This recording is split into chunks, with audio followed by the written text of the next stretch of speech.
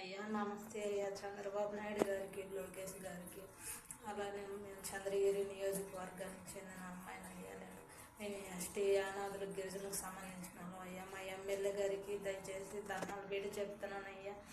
నేను చిన్నబ్బాని పిగిలేరు ఏజెంట్ ద్వారా నేను కోయేటుకు వచ్చానయ్యా. ఇక్కడికి వచ్చినాక మాకు ఇతను అమ్ముకున్నాడని తెలిసిందయ్యా. ఇక్కడ ఏరే ఇంట్లో పెట్టారయ్యా. ఇక్కడ ఏరే ఇంట్లో పెడితే పని కాకుండా వాళ్ళు పర్సనల్గా మేడం వాళ్ళు లేనప్పుడు వాళ్ళు ఎక్కడక్కడ చేతులు తీసి మమ్మల్ని హింసలు పెడుతున్నారయ్యా. 4 నెలలు పొద్దుపోయిందయ్యా. 4 రోజులు ఆ ఇంట్లో 4 రోజులు ఆ ఇంట్లో పెట్టి మమ్మల్ని ఇబ్బందులు పెడుతున్నారయ్యా. మాకు ఫోన్ కూడా ఇవ్వట్లేదయ్యా. ఇక్కడ మేము ఇంటికి వెళ్ళిపోతాం, మేము ఉండమని చెప్తా ఉంటే అసలు ఫోన్లు బిక్కొని మీరు పోయేయలేదు, వచ్చేయలేదు, మిమ్మల్ని ఇంతకు అమ్ముకున్నారు, అంతకు అమ్ముకున్నారని చెప్పి మాట్లాడుతున్నారయ్యా. దయచేసి మమ్మల్ని ఇక్కడ నుంచి ఇండియా రప్పించండి అయ్యా. అప్పులు పాలైపోయి ద్వారా నేను ఇటు వచ్చేసానయ్యా.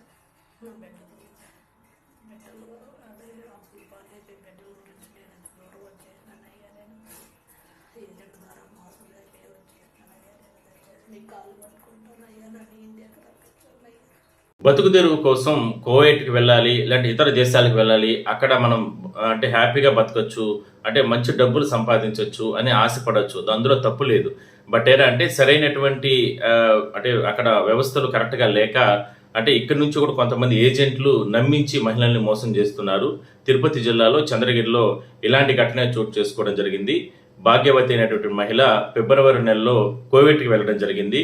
అయితే అక్కడ వెళ్ళిన తర్వాత నానా రకాలుగా వేధింపులు, అంటే ఇంట్లో పని ఉందంటూ కూడా, ఇంట్లో వర్క్ ఉంటుంది, మంచి జీతం ఇస్తామంటూ కూడా వస్తుందని ఇక్కడ ఏజెంట్లు ఆమెకి చెప్పి అక్కడికి పంపడం జరిగింది.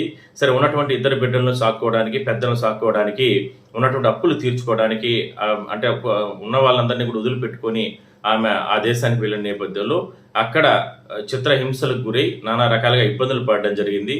అంటే ఏజెంట్లు అక్కడ ఎవరైతే లోకల్గా అక్కడ ఉంటారో వాళ్ళకి ఆ మహిళని అమ్మేసినట్లు ఆమె వీడియో విడుదల చేయడం జరిగింది. ఆ విషయం మాకు చెప్తున్నారు. మేము కొనుక్కున్నాము కాబట్టి మిమ్మల్ని ఎట్టి పరిస్థితుల్లో కూడా మళ్ళీ ఇండియా పంపమంటూ కూడా వాళ్ళు బెదిరించినట్లు, మానసికంగానే కాకుండా శారీరకంగా కూడా తన ఇబ్బందులు గురి చేస్తున్నారంటూ కూడా ఆమె కంటతడి పెట్టుకుంటూ కూడా ఒక వీడియోని సోషల్ మీడియాలో విడుదల చేసిన నేపథ్యంలో వెంటనే స్పందించినటువంటి ప్రభుత్వం ఆ మహిళను ఆదుకోవడానికి, అంటే నిన్న చిత్తూరు జిల్లాలో సీఎం పర్యటన కొనసాగుతుంది.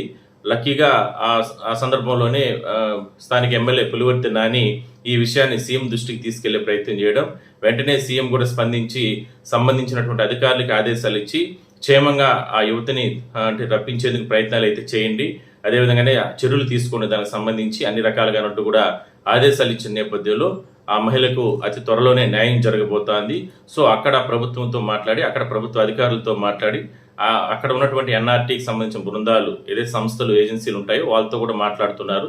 సో వాళ్ళు అప్రోచ్ అయ్యి ఆ యువతని అంటే ఏపీకి తరలించేందుకు, అంటే పిలిపించేందుకు, క్షేమంగా తీసుకొచ్చేందుకు అన్ని రకాల ఏర్పాట్లు కూడా జరుగుతున్నాయి. సో ఇదొక మంచి శుభవార్త. ఎందుకంటే ఆ మహిళ కంటతడి పెట్టుకుంటూ కూడా నేను ఇండియా వెళ్ళిపోతాను, మా ప్రాంతానికి వెళ్ళిపోతాను, మా కుటుంబ సభ్యుల దగ్గరికి వెళ్ళిపోతాను అంటూ కూడా కంటతడి పెట్టుకుంటూ కూడా వీడియోని విడుదల చేయడం జరిగింది. ఆ వీడియో కూడా నేను పక్కన పోస్ట్ చేస్తాను, ఒకసారి చూడండి. ఆ కుటుంబ సభ్యులు కూడా చాలా ఆవేదన వ్యక్తం చేస్తున్నారు. ఎవరికైనా బాధండి, అక్కడ అంటే దేశం వెళ్ళి అక్కడ మంచిగా అన్ని సెట్ అయితే ఓకే, కానీ ఈ రకంగా వేధింపులకు గాన ఈ రకంగా వస్తే మాత్రం చాలా నరకం అనేది ఉంటుంది, ముఖ్యంగా మహిళలకు సంబంధించి.